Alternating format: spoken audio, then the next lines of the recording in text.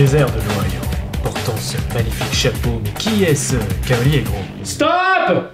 Cavalier gros, c'est non. Tu vois bien que ça marche pas ton truc, pourquoi tu t'emmerdes à tout franciser? Parce que je déteste le franglais!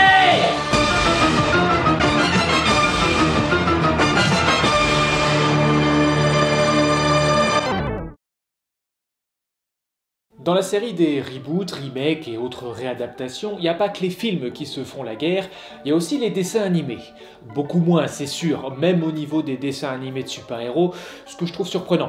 Mais il y en a eu quand même, et l'un d'entre eux, produit franco-corico, c'est Lucky Luke. Lucky Luke, c'est un peu notre Batman à nous, justicier solitaire, issu d'une BD qui se déroule aux États-Unis, qui n'a pas de parents et surtout qui a été adapté à l'écran maintes et maintes fois, avec en plus un film qui fait la part belle aux méchants.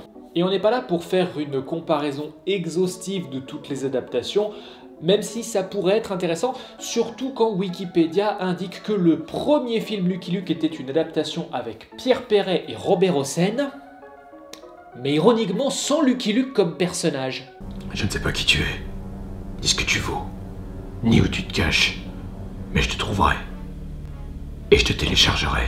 Je me limite aujourd'hui aux dessins animés épisodiques de l'enfance, à savoir celui avec lequel j'ai grandi, sobrement appelé Lucky Luke, et celui avec lequel j'ai entamé mon adolescence, les nouvelles aventures de Lucky Luke, qu'on m'a toujours vendu comme étant la meilleure, ce dont je n'étais pas d'accord à l'époque et j'étais dans l'extrême minorité. C'est pour ça qu'on est là aujourd'hui. On va revisiter ce qui, à l'époque, était déjà sans doute une posture de vieux croulant et décortiquer un peu l'ancien dessin animé, parce qu'il y a des trucs à dire dessus. Le dessin animé Lucky Luke, c'est une histoire qui commence en 1971 avec un long métrage éponyme, depuis renommé Daisy Town, avec un deuxième en 1978, La Balade des Dalton.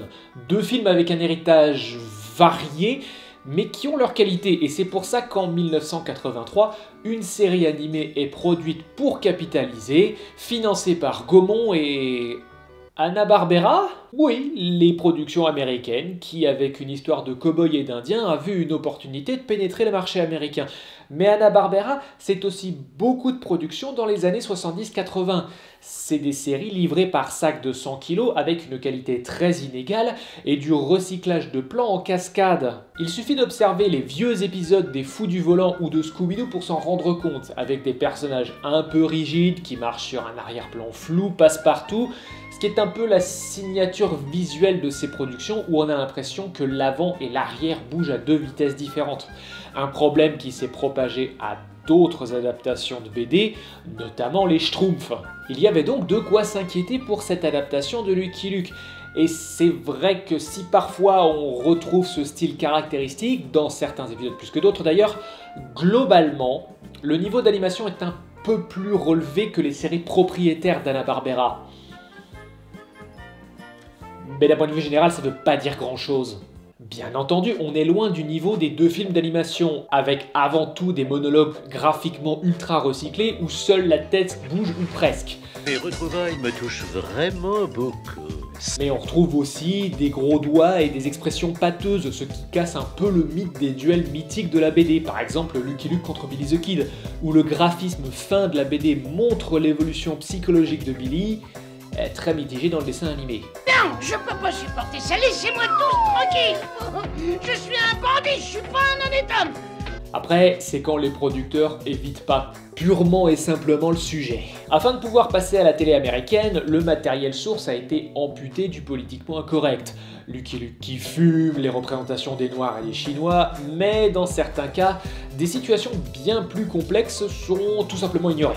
Et ça se voit dès le tout premier épisode, Ma Dalton, qui passe à côté de tout ce qui fait la force de la BD, où toute la partie psychologique entre Ma, Joe et son père est occultée. Ah, c'est moi ton préféré. Mais c'est moi le préféré, Ma. Tu m'as jamais fait ça. Ton père! Mais aussi, pour recycler au mieux les animations, on insère Rantanplan dans des histoires où il n'apparaît jamais dans la BD, et il y en a parfois où ça fait forcer. Voilà le courrier, Sam. Est-ce qu'il y a quelque chose pour Carson City? Ce chien errant. Oh, pitié! Après, j'ai tendance à m'appuyer sur les aspects négatifs de la série, Mais elle fait le taf. La BD a plus de 70 volumes parce qu'en son cœur, la franchise a du charme et elle est drôle. D'ailleurs, quand on parle de représentation problématique, Lucky Luke passe souvent sous les radars. Et la question de savoir si la représentation est problématique sera mise de côté cet épisode pour pas trop l'allonger. D'ailleurs, la section censure de Wikipédia sur l'article de Lucky Luke parle complètement d'autre chose. Bon, après, il faut donner un peu de crédit à cette adaptation. Elle remet un coup de peinture sur les plus vieilles aventures de la BD, où Lucky Luke ressemblait à ça. Avec le double tranchant, où ses aventures étaient un peu plus brutes de décoffrage. Notre héros tuait des gens et des animaux. Bon, après, certains choix font vraiment ridicule, comme le duel contre fil de fer, où dans la BD, Lucky Luke handicape son adversaire à vie en lui tirant dans l'épaule, et dans l'adaptation, il le transforme en Spirou. Ah si, je suis très sérieux. C'est ainsi que l'un des tueurs les plus rapides de l'Ouest devint le groom le plus rapide de l'Ouest. Et en plus de cette base solide, on a une distribution de qualité avec parmi les noms les plus reconnaissables, les deux légendes Roger Carrel en Jolly Jumper et Pierre Tornade en Avril Dalton. Mais aussi des guests de qualité comme Micheline Dax, Gérard Hernandez et un Richard Darbois en début de carrière. Le premier rôle reste le moins connu, mais il performe quand même beaucoup, c'est Jacques Thébault dans le rôle de Lucky Luke, et pourtant, il lui imprime une voix inoubliable. Ouais. Cela dit, le doublage a le problème de ces productions Hanna-Barbera où les méchants doivent avoir un timbre de méchant, et le résultat peut gonfler très vite, à savoir dès que Lucky Luke est pas à l'écran. Mais il nous faut une nouvelle planque. Ouais, Lucky Luke est à nos trousses, pas. Alors oui, certes, le casting des méchants est le même que dans les deux longs métrages, mais ils accentuent l'effet et c'est un peu surfait, surtout quand le mix audio rend certains dialogues presque inaudibles. Je le déteste, je vous déteste, je vous déteste, et puis je me déteste. Et c'est ainsi que furent produits 26 épisodes qui ont plutôt bien marché en France, mais pas aux États-Unis, ce qui fait que lorsqu'une deuxième saison fut commandée, 8 ans plus tard, Lucky Luke, Hanna-Barbera se désengage du projet et c'est le studio français IDDH, ça veut dire International Droit et Divers Holding, et ça a réussi à faire faillite malgré avoir coproduit l'ultra succès que fut la série Tortue Ninja de 87. C'est fort. Mais qui dit studio français dit inévitablement moins de budget, et à part Maurice Design, Jacques Thébault et Pierre Tornade, tout a été revu au rabais, et par moments sur l'animation, même si le trait essaie d'être plus fidèle, et bah ça se voit. Ok, mais je reviendrai.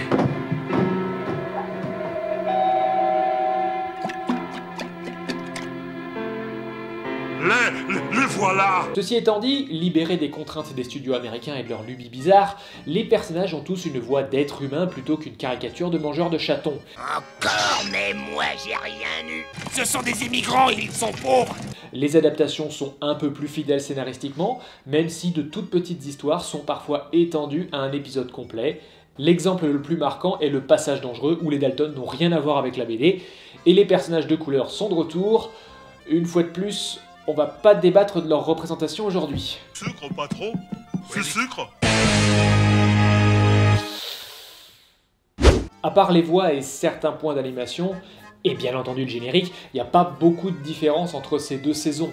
Ce sont des adaptations pas toujours fidèles des bandes dessinées, et elles font le taf. 54 adaptations d'une série qui à l'époque comptait environ 70 BD pour à peu près 80 histoires, et qui en comparaison avec les illustrés tombe à plat parce que le coup de patte de Maurice est trop acéré pour être correctement retranscrit en animation, et la plume de Goscinny trop pointue pour être diluée dans un divertissement à la base conçu pour la jeunesse américaine qui a été nourri de contenu dilué. Il n'y avait pas vraiment de marge de manœuvre pour une saison 3, la franchise s'est donc rendormie pour quelques années. Et c'est ainsi que débarque Marc Dupont-Avis. Fort des succès que furent les Zinzins de l'espace et Oggy et les cafards, Marc Dupont-Avis et sa société de production Xylam s'attaquent en 2001 à une nouvelle adaptation de Lucky Luke, mais le problème c'est qu'il ne restait plus beaucoup d'albums de la BD à adapter. Il fallait donc soit tout rebooter, soit se lancer dans des histoires originales. Et les producteurs ont choisi la deuxième option. Et c'est une bonne chose parce que le générique nous indique d'entrée de jeu que les objectifs de cette nouvelle mouture ne sont pas les mêmes que celles de 83 et 91. Wearing his beautiful chapeau, but who's this caballero? Bon, blague à part, outre le fait que j'aime pas le franglais, ça indique que cette nouvelle série va embarquer l'humour vers des territoires inconnus et pas forcément compatible avec celui de Goscinny. Enfin, regardez-vous, chef, on dirait un Indien de chez Barnum. À une époque où, sacrée coïncidence, Astérix Mission Cléopâtre était en post-production. En tout cas, j'ai plus d'appétit qu'à Barracuda. Barracuda. Mais contrairement à Uderzo, on ne saura jamais ce que Maurice pense de ce changement de direction, puisqu'il décéda 1 mois et demi avant la première diffusion du programme. Le générique indique aussi l'ambition générale du projet et les moyens mis en œuvre pour y parvenir, puisqu'on y reconnaît la voix d'Antoine Decaune dans le rôle de Lucky Luke, et le reste du doublage est inspiré puisqu'on peut y retrouver entre autres Éric Seillard-Legrand en Jolly Jumper et Bernard Hibernatus Allan dans le rôle d'Avrel, qui lui ouvrira les portes du rôle de Panoramix plus tard. La construction du générique indique que la série va imposer un rythme plus effréné, enchaînant les plans et les gags à une cadence que la bande dessinée n'autorisait pas. Et paradoxalement, l'usage de plans bicolores complémentaires va les rapprocher des publications de Maurice qui employaient ce type de procédé qui n'ont jamais été retranscrits dans les séries de 83 et 91. Enfin, il reste le plan final avec l'ombre qui confirme que l'humour sera plus décalé que dans les BD, se plaçant dans l'exagération. Et de manière générale, la série assure sur ses promesses. Si on devait résumer la série en un seul mot, c'est cohérent. On est sur du Lucky Luke, mais avec son identité propre, et il fallait la trouver. Les scénarios trouvent cet équilibre entre une aventure légère et un ton ridicule qui apporte ce décalage qui change tout. La musique au ton de guitare électrique change radicalement des musiques de Claude Bolling, et elles sont beaucoup plus anecdotiques dans leur utilisation, mais on reste dans cette ambiance Far West qui nous indique qu'on est sur le bon terrain. Et on peut pas trop applaudir le fait que les séries de 83 et 91 ont une musique originale, puisque 95% sont recyclés des films d'animation. L'animation a sa propre patte graphique, dont la qualité est bien plus consistante que les adaptations précédentes, et le coup des plans bicolores, effectivement, ça rapproche de la BD, mais si c'est à moi qu'on pose la question, je dirais que parfois c'est trop. Mon cheval! Techniquement parlant, cette nouvelle série est d'une bien meilleure qualité que les deux précédentes, ce qui était à prévoir, puisque les années 2000, c'est le début de la démocratisation des outils numériques pour faciliter l'animation. La vraie question, c'est de savoir si cette nouvelle direction vous plaît ou non. Parmi les 52 épisodes qui font de la nouvelle adaptation un corps de la même taille que les séries Hanna-Barbera et IDDH combinés, on retrouve des scénarios un peu plus basés sur les honnêtes citoyens qui doivent apprendre leurs leçons après avoir succombé aux attraits du vilain du jour, si c'est pas les Dalton. Mon frère avait raison sur toute la ligne. Aigle intègre a honte dans son cœur. Et dans une optique de décalage, les histoires n'ont pas peur d'utiliser l'invraisemblable, voire même le paranormal. Parfois pour une blague facile ou comme point de scénario plus construit.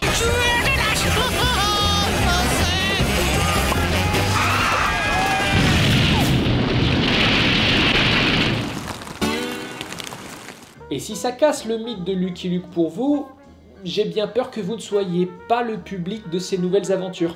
Mais en tant que revisite, c'est d'une très bonne qualité, et c'est ce que je voulais pas voir quand j'étais ado, parce que j'étais déjà un snob puriste à l'époque. En fait, la tragédie dans toute cette histoire, c'est que j'étais déjà un vieux con très jeune. Ceci dit, la nouvelle série est pas exempte de défauts, notamment avec la représentation des personnages asiatiques. Non! J'avais dit que je le ferais pas aujourd'hui. La lune émerge des monts de l'Est, Licky Licky, et il ne s'est rien passé. En définitive, j'ai quand même un petit faible pour la série de 91, déjà parce que Jacques Thébault et Pierre Tornade ont bercé mon enfance et je suis pas immunisé à la nostalgie, mais aussi parce que j'adore le trait de crayon de Maurice et c'est la série IDDH qui s'en rapproche le plus. La série Hanna-Barbera a un style qui me paraît désormais trop étrange et les changements au scénario, quand ils sont trop gros, fonctionnent moins. Mais bon, en termes d'adaptation animée, globalement on est plutôt gâté avec Lucky Luke. La qualité varie d'un épisode à l'autre, d'une série à l'autre, mais qu'on souhaite une adaptation ou une revisite, on est servi et c'est pas de la merde, avec en prime des dérivés en long métrage dans les deux styles, modernes ou anciens, et toutes les adaptations de BD, comics ou manga peuvent pas en dire autant. Bref, enfin un exemple de reboot qui vaut le coup sur cette chaîne. Et en plus, ça vient de chez nous. Pas mal, non ? C'est français.